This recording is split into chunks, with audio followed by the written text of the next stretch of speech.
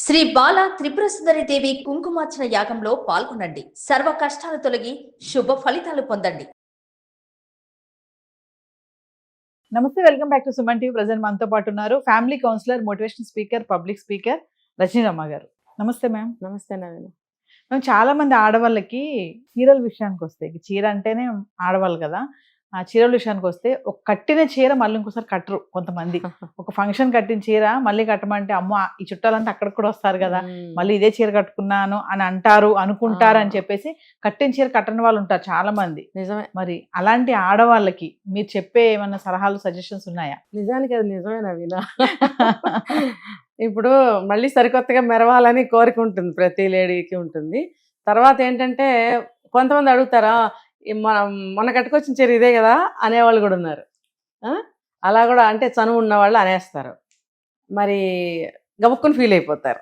అంతేగాని ఆ చీర 30,000 40,000 పెట్టి కొన్న చీరని ఒక్కసారే కట్టుకుంటారా? అంటే నేను ఎందుకంటున్నానంటే రేటు పెద్ద పెద్ద పెళ్ళిళ్ళకి వాటికి పెద్ద చీరలే ఉంటాయి చాలామందికి. ఇంకా వాళ్ళ రేంజ్ని బట్టి, వాళ్ళ ఫ్యామిలీస్ని బట్టి, అప్పర్ మిడిల్ క్లాస్ వాళ్ళు అయితే కొంచెం బాగానే కట్టుకుంటారు. సో మరి పడేస్తారా పక్కన? వాళ్ళు ఎవరో ఏదో అనుకుంటున్నారని ఒక పని చేయండి, ఆ చుట్టాలు రాని పెళ్ళికి కట్టుకెళ్ళండి. కొంచెం ఆలోచించాలి. మరి ఒక చీర కట్టుకోవాలి అని అంటే కాసేపు కూర్చుని ఏ పెళ్ళికి వెళ్ళాము, ఫలానా వాళ్ళు వచ్చారు, ఇప్పుడు వాళ్ళకి వీళ్ళకి రిలేషన్ ఉందా, ఇప్పుడు వెళ్ళబోయే పెళ్ళికి పిలిచుంటారా లేదా? కొంతమంది ఏం చేస్తారో తెలుసా, ఊరికే మాట్లాడినట్టు ఫోన్ చేసి అందరినీ పిలవటం అయిపోయిందా, వాళ్ళు ఊరు వెళ్తా ఉన్నారా, పిలవడానికి పెళ్లి పిలుపు అని ఇండైరెక్ట్గా ఏదో పక్క నుంచి క్రాస్ ఎగ్జామినేషన్ చేస్తే వాళ్ళు పాపం గబుక్కొని చెప్తారు, వాళ్ళు లేరు, ఏదో టూర్కి వెళ్ళారు, అది ఇది, అమ్మాయి ఇప్పుడు వాళ్ళు రారు అనుకుని మళ్ళీ ఆ చీర నిజంగా ఇలాంటివి జరుగుతాయి. మళ్ళీ ఆ చీర కట్టుకుని వెళ్తారు అనమాట. లేదు మీరు అన్నట్టు వాళ్ళు మళ్ళీ వస్తున్నారంటే ఫీల్ అయిపోతారు. అట్లా ఫీల్ అవ్వాల్సిన పనే ఉంది చెప్పండి. ఇప్పుడు మనకున్నవి ఉంటాయి 10 20 ఉన్నాయి అనుకుందాము, 20 ఫంక్షన్లు దాటితే అవి కట్టుకుంటారు కదా. కాకపోతే ఏంటంటే వెంటనే కట్టుకోకండి. ఇప్పుడు వారం రోజుల క్రితం 4 రోజుల క్రితం ఒక ఫంక్షన్కి వెళ్ళారు, మరి అదే చుట్టాలు మళ్ళీ వస్తారు ఇంకో ఫంక్షన్కి వెళ్తే. అలాంటప్పుడు వెంటనే మళ్ళీ అదే కట్టుకోవాల్సిన పనే ఉంది. ఒక 10 ఫంక్షన్లు ఆపేయండి, తర్వాత కట్టుకోండి. ఎవరికి గుర్తు, మళ్ళీ ఎవరైనా కట్టుకుంటారు తర్వాత మళ్ళీ.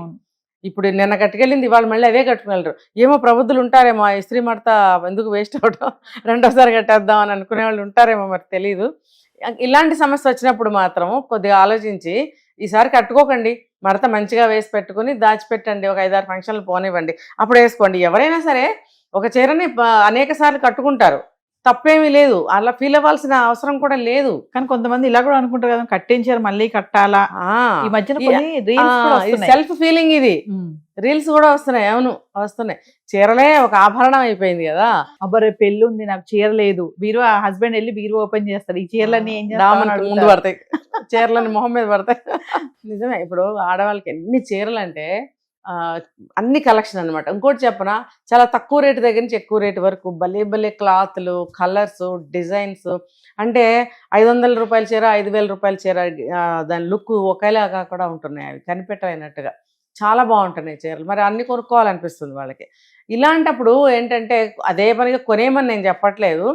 మీకు ఒకసారి కట్టించారు మళ్ళీ కట్టడానికి ఫీలింగ్ వచ్చినా, వాళ్ళు ఎవరన్నా అనుకుంటారని అన్నా అదేం తప్పు కాదు. ఫస్ట్ ఆఫ్ ఆల్ నేను చెప్పేది, మీ ఫీలింగ్ ఇంకా అలా ఉంటే గనక తక్కువ రేట్లో అంటే మంచి లుక్ ఉన్న చీరలు కొని పెట్టుకోండి. మళ్ళీ మీరు ఒక్కోసారికి ఒక్కోటి కట్టుకోవడానికి ప్రయత్నించండి. అయితే నేను ఓవరాల్గా చెప్పేది ఏంటంటే, నోరు మూసుకుని ఉన్నాయి కట్టుకుని వెళ్ళండి అంటా నేను. ఇష్టం వచ్చిన డబ్బులు నాశనం చేసి, ఇప్పుడు మీరు అన్నట్టు చీరలు కలెక్ట్ చేసి బీరువాలు పట్టకుండా తలుపు తీస్తే మొహం మీద పడేటట్టుగా అవసరమా? ఒకసారి కట్టుకునే చీరని మళ్ళీ కట్టుకోనప్పుడు మరి ఎందుకు కొనడం, ఎందుకు? ఇవన్నీ ఆలోచిస్తున్నారా? ఇంట్లో డబ్బులు సమస్యలు వస్తాయి, పిల్లలకి ఫీజులు కట్టాలి, లేకపోతే పెళ్ళిళ్ళు వస్తాయి పిల్లలకి, ఇంకా ఏవో అవసరాలు ఎన్నో ఉంటుంటాయి. అవన్నీ గుర్తుకురావా? వెళ్ళామంటే షాప్కి అదే పనిగా షాపింగ్ చేస్తూనే ఉంటారు. దాని దుంపదేగా ఎన్ని రకాలు వస్తున్నాయండి బాబోయ్. నిజంగా చూస్తే నాకే అమ్మో ఎన్ని బాగున్నాయి, అన్ని కొనాలనిపిస్తుంది. నిజంగా ఆ కలర్స్ ఏంటి, ఆ క్లాత్ కాంబినేషన్ చూడండి, అంటుకుపోవు. అలా అని మరీ సిల్కీగా ఉండకుండా ఒక మీడియం క్లాత్ తోటి, అంటే మనకి ఇస్త్రీ కూడా ఒకసారి చేయకపోయినా బాగానే ఉంటుంది అన్నట్టుగా వస్తున్నాయి క్లాతులు. మరి ఏ ఆడవాళ్ళకి కొనాలనిపించదు? కానీ వెరైటీ ఒకటి కొనుక్కు పెట్టుకోండి, కానీ అదే పనిగా బట్టలు కొని ఇల్లంతా దాచిపెట్టడం అనేది అనవసరం. ఒకసారి కొనుక్కున్నది మనం కట్టుకోవడానికే. దాన్ని మళ్ళీ కట్టుకుంటే వాళ్ళు ఏమంటారు? మరి వాళ్ళది అదే పరిస్థితి కదా. వాళ్ళు ఏమన్నా రోజు కూడా కడుతున్నారా? ముందు అది అడగండి. ఇప్పుడు నాకేమి రాదు అంటే ఓరే వాడికి ఏమి రాదు, వాడికి ఏదో వచ్చని నువ్వు రాదు రాదు రాదు ఎందుకు అనుకుంటావు? వాడికి కూడా ఏమి రాదు, నిజానికి రాదు. అంటే ఈ మైండ్ సెట్ అనేది మేడం ఓన్లీ లగ్జరీ వాళ్ళకే కాదు, మిడిల్ క్లాస్ వాళ్ళకి కూడా ఉంటుంది ఈ ఆలోచన. అందరికీ అంటే హైఫై వాళ్ళకే ఉంటది అనుకోవడానికి కూడా లేదు కదా, కింద స్థాయిలో ఉన్న వాళ్ళకి కూడా ఉంటది. ఒకసారి కట్టించారు మళ్ళీ కట్టకూడదు అనే ఆలోచన ఉంటుంది. అది అది తప్పు అభిప్రాయం. ఇప్పుడు చీరలే కాదు, డ్రెస్సులైనా సరే, ఇప్పుడు జాబ్ చేసుకునే సాఫ్ట్వేర్ అమ్మాయిలు ఉన్నారు, వాళ్ళు నచ్చిన టాప్ వల్ల కొనేస్తుంటారు, బాటమ్ పెద్దగా కొనరు, టాప్సే కొనేస్తూ ఉంటారు. ఒకసారి 2 సార్లు 3 సార్లు, మూడోసారి నెంబర్ రాదు నాకు తెలిసి, వేసుకోవడం మూలబారేయటం. ఎందుకంటే రోజు షాపింగేగా. ఇది ఒక 4 రోజులైంది ఇది కొని అంటే, ఈ 4 రోజుల లోపల ఇంకోటి కొనడానికి ట్రై చేస్తారు. అవి పాతే అయిపోతాయినట్టు వాళ్ళ దృష్టిలో, పక్కన పడేస్తారు కొత్త టాప్స్. అవి తీసుకెళ్ళి పని వాళ్ళకి ఇచ్చేస్తూ ఉంటారు. ఎందుకు అంతంత డబ్బు నాశనం చేసుకోవడం? తర్వాత ఈఎంఐలు, ప్రతి దానికి ఈఎంఐ. మీరు డబ్బంతా దాశారంటే ఎంత డబ్బు అవుతుందో తెలుసా? ఈ మధ్య కొత్తగా బాక్సులు వస్తున్నాయి నవీన, తెలుసా? వుడ్ బాక్సెస్ వస్తున్నాయి, దాని మీద ఒక టేబుల్ ఉంటుంది, మొత్తం కలిపి 8 నెలలకు సరిపడే చిన్న చిన్న బాక్సులు ఉంటాయి. దాంట్లో ఒక రోజు 200, 500, 300, 250 రూపాయలు, 100 నెంబర్లు వేసి ఉంటాయి. రోజు ఆ నోట్ అందులో వేయండి. 7 monthskో 8 monthskో 1 lakh అవుతుందంట. మన ఫేస్బుక్లో వాటిలో కూడా చూపిస్తున్నాడు ఈ బాక్స్. అబ్బా భలే బాగుంది, నేను కూడా తెప్పించాను. అందుకే ఒక చీర కొనాలనిపించినప్పుడు ఎంత దాని కాస్ట్, సపోజ్ బజార్కి వెళ్ళాం, ఒక 500 చీర అనుకోండి, 500 నోట్ అందులో వేసి, రోజు వేయకపోయినా కానీ రోజు వేయమని చెప్పాడు వాడు. రోజు వేయటం వల్ల మీకు 1,00,000 రూపాయలు వస్తున్నాయంటే పెద్ద అమౌంటే కదా అది. ఇలా ఆలోచించరు. అమ్మ నా దగ్గర 5,000 ఉన్నాయి, వెళ్ళి ఏదో కొనేయాలి అంతే, అలా తయారయ్యారు.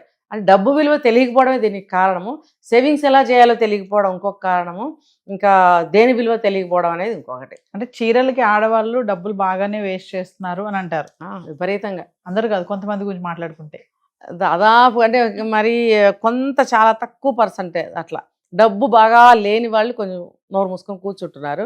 ఏమాత్రం కొంచెం 500, 1000 రూపాయలు చేతిలో ఆడినా వెళ్ళిపోవడమే, షాపింగ్లకి వెళ్ళిపోవడం, కొనేయట్లేదా ఆన్లైన్లో ఆర్డర్. ఏమంటే మనకి ఏమి ఖర్చులు లేవు, కాస్తంత డబ్బు ఉంది, కాస్త కోరిక ఉంది చీర కట్టుకోవాలంటే కొనుక్కో, అది ఎవరికి ఇబ్బంది లేదు.